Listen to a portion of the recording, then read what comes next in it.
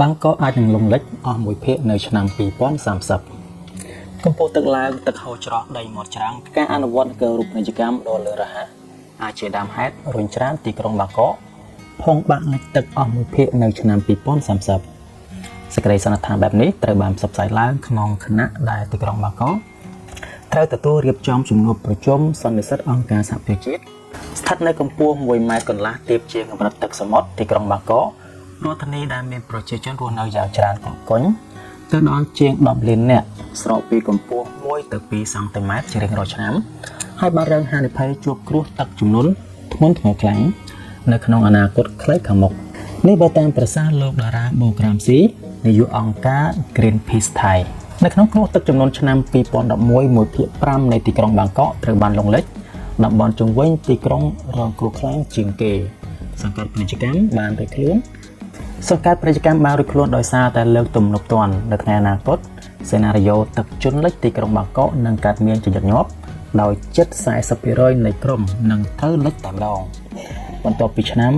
2030ទៅនេះតាមការព្យាករណ៍របស់ទិនីកណ្ដាលពិភពលោកដែលបានចាត់ទុកទីក្រុងបាងកក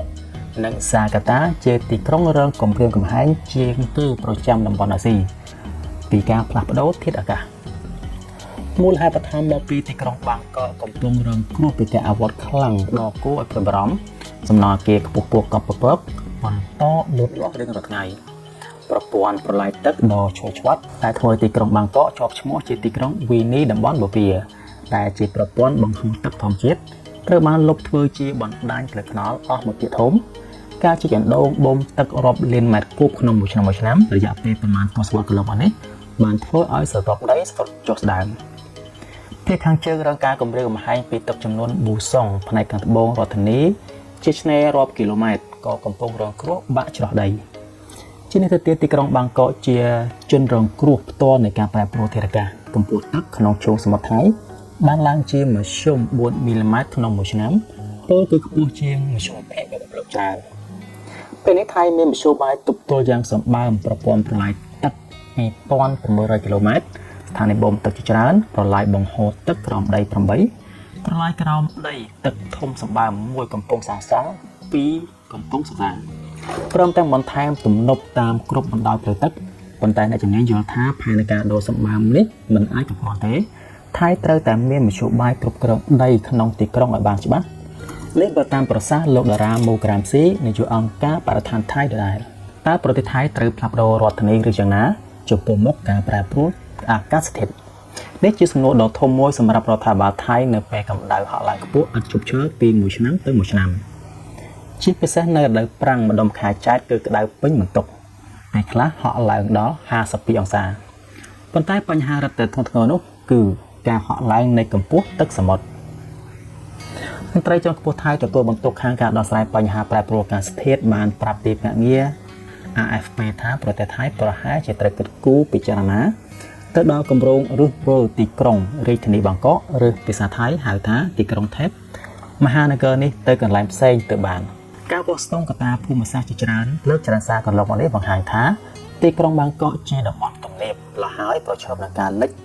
ទៅបាតសមុទ្រនាពេលអនាគតយ៉ាងយូរចុងសតវត្សទី21នេះនៅពេលនិយាយដល់ចំណុចនេះគេនឹកឃើញដល់ទីក្រុងមួយដែលត្រូវបានលិចទៅបាតសមុទ្រដោយសារតែការហក់ឡើងខ្ពស់នៃទឹកសមុទ្រអ្នកខ្លះគិតថាមនុស្សពីដើមសាងសង់ទីក្រុងនៅបាតសមុទ្រមិនមែនដូច្នេះទេគ្មានអ្នកណាសាងសង់ទីក្រុងនៅបាតសមុទ្រទេបើដូច្នេះតើរស់នៅមិនកើតទីក្រុងបាតសមុទ្រទាំងនោះពីមុនក៏នៅលើគោកដែរប៉ុន្តែដោយសារតែទឹកសមុទ្រចេះតែហក់ឡើងខ្ពស់ជាលំដាប់ឧទាហរណ៍ជាក់ស្ដែងមួយទៀតគឺប្រទេសហូឡង់ 55% នៃប្រទេសហូឡង់ជាតំបន់ស្ថិតនៅក្រោមទឹកសមុទ្រដូច្នេះវិធីល្អតែមួយគត់គឺត្រូវតែសាងសង់ទំនប់ធំៗឲ្យបានរឹងមាំព័ទ្ធជុំវិញផ្ទៃប្រទេសនិយាយជារួមការសាងសង់ទំនប់ទឹកគឺជាវិស័យសំខាន់ជាអាជីវកម្មរបស់ប្រទេសហូឡង់តែម្ដងសម្រាប់ទីក្រុងបាងកកសប្តាហ៍ថ្ងៃមិនចាំបាច់ដល់ទឹកសមុទ្រហក់ឡើងខ្ពស់ទេសូម្បីតែភ្លៀងធ្លាក់ម្ដងលិចទីក្រុងបាងកកស្ទើរគ្រប់កន្លែងលិចម្ដងមិនមែនតែថ្ងៃទេតម្រាំស្រកទៅវិញលោកផាវិចកេសាវវងជាអគ្គនាយកនៃនាយកដ្ឋានគ្រប់គ្រងប្រព័ន្ធអាកាសធាតុនិងប្រធានប្រាប់ថាទីក្រុងបាងកកទំនើបជាមិនអាចដើរទាន់សភាពការវិវត្តទៅតាមពិភពលោកពាក់ព័ន្ធនឹងការប្រែប្រួលអាកាសធាតុជាក់ស្ដែងយើងលើសគេ 1.5 អង្សាដូច្នេះ យើងត្រូវយកពេលមកគិតថាត្រូវដើរទៅតាមផ្លូវណាមន្ត្រីលោកនេះសម័យឃើញថាទីក្រុងបាងកកស្ថិតនៅក្រោមកម្ពស់ទឹកសមុទ្ររួចទៅហើយដោយយោងទៅតាមសហភាពការបច្ចុប្បន្នគណៈអភិបាលទីក្រុងបាងកកកំពុងពិនិត្យមើលវិធានការដោះស្រាយដូចជាការសាងសង់ទំនប់ទឹកដូចនៅប្រទេសហូឡង់ប៉ុន្តែលោកភាវិតយល់ថាបើចង់ដោះស្រាយបញ្ហានេះជាស្ថាពរលុះត្រាតែរើទីតាំងរាជធានីពីទីក្រុងបាងកកទៅកន្លែងផ្សេងប៉ុន្តែលោកទទួលស្គាល់ថានេះជាកិច្ចការមួយដ៏ធំនិងស្មុគស្មាញបំផុតដូច្នេះវាស្ថិតនៅលើការគិតនៅឡើយការរើទីតាំងរដ្ឋធានីឬរាជធានីនៅប្រទេសខ្លះកំពុងធ្វើបណ្ដាហើយដូចជាប្រទេសឥណ្ឌូនេស៊ីបានសម្រេចរើរដ្ឋពីហ្សាកាតាទៅនូសាន់តារ៉ាស្ថិតនៅលើកោះប៊ឺនីអូចំណាយថវិកាជាតិពី32ទៅ35,000 លានដុល្លារសាកាតាតូចចង្អៀតធ្វើឲ្យពិបាកធ្វើដំណើរទាំងមន្ត្រីបម្រើការស្ថាប័នរដ្ឋអ្នកធ្វើការឯកជននិងអ្នកប្រកបរបរអាជីវកម្មផ្សេងៗបញ្ហានេះធ្វើឲ្យឥណ្ឌូនេស៊ីខាតបង់ថវិកាមួយឆ្នាំរាប់សិបលានដុល្លារដោយសារការស្កកស្ទះចរាចរណ៍ហ្សាកាតាក៏ធ្លាប់ហែលឆ្លងដោយទីក្រុងបាងកកដែរទីក្រុងនេះធ្លាប់មានខ្យល់ព្យុះខ្លាំងធ្លាប់មានអាកាសធាតុក្តៅខ្លាំងនិងធ្លាប់ជួបការស្ទះចរាចរណ៍យ៉ាងខ្លាំងស្ទះផ្លូវម្ដងរាប់ម៉ោងទម្រាំចេញរួចបញ្ហាទីក្រុងបាងកកជួបប្រទះនឹងអាកាសធាតុក្តៅនៅរដូវប្រាំងមិនងាយឬមិនអាចដោះស្រាយចេញតែម្ដងដោយសារតំបន់ខ្សែប្រវត្តិទីក្រុងបាងកកសុទ្ធតែជាតំបន់កសិកម្មដូច្នេះនៅពេលដែលដល់ខែវាសាម្ដងកសិករនឹងដុតព្រៃរុក្ខជាតិងាប់ដើម្បីរៀនដីធ្វើដំណាំមកហើយផ្សែងអាប់និងកម្ដៅនឹងជះទៅលើទីក្រុងបាងកកពីគ្រប់ជ្រុងប្រទេសថៃសម្រាប់ចាត់បិទទ្វារសួនឧស្សាហជាតិជាច្រើនកន្លែងដើម្បីផ្អាកទទួលភ្ញៀវទេសចរជាបណ្ដោះអាសន្នព្រោះអាកាសធាតុធ្វើឲ្យផ្កាថ្មនៅបាតសមុទ្រប្រែជាស្លោកនិងស្រពាប់សពួនបាត់បង់សម្រស់អស់រលែងលោកភាវិតថ្លែងថាមជ្ឈមណ្ឌលកំសាន្តនឹងបិទបន្តជាច្រើនទៀត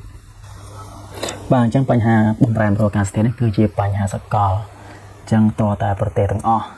រួមតាមប្រជាជនម្នាក់ៗនឹងរួមគ្នាទាំងអស់គ្នាបាទព្រោះបើប្រទេសជិតខាងយើងមានបញ្ហាអាកាសធាតុយើងក៏ទទួលរងដូចគ្នាដែរ